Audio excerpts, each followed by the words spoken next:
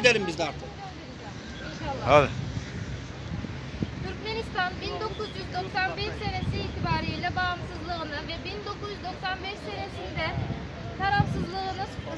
tarafsızlığı statüsünü aldığı döneminden itibaren ülke diktatör tarafından yönetiliyor. 29 senedir ülkemiz sadece bir cumhurbaşkanı değişti. İkinci cumhurbaşkanımız şu anda yönetimi sürdürmektedir. Diktatörler mevcut kanunları kendi çıkarları için istediği gibi değiştiriyorlar ve buna örnek olarak kendilerine ömürlük başbakan seçmeleridir. Doğal gaz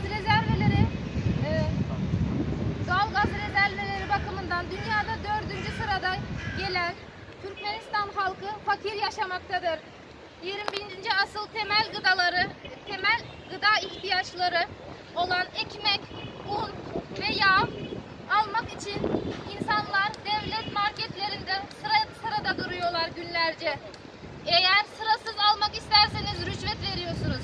Bu rüşvetin örneği olarak devletin en kısa yönetiminden, en küçük yönetiminden, en büyük yönetimine kadar her tarafta rüşvet vardır. Parayı canını dediği sahne ya para ya canın dediği sahneyi biz gerçek olarak yaşıyoruz. Özgürlükten bahsetmek gerekirse ülkemiz basın özgürlüğü sırasında 2020 raporuna göre en sonda. Kuzey Kore bile bir üste geliyor. Covid-19 hakkında konuşmak gerekirse Türkmenistan devleti Covid-19'un olmadığını söylüyor. Ama biz biliyoruz ki günde onlarca, yüzlerce insanlar vefat ediyor koronavirüs dolayı sebeple. Biz burada kendimizi Türkmen devletine de sesimizi duyurmak istiyoruz. Lütfen bize yardımcı olun. Lütfen bizim sesimiz olun.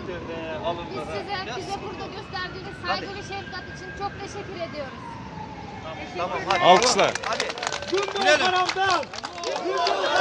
Hadi. Tamam daha iyi, daha iyi.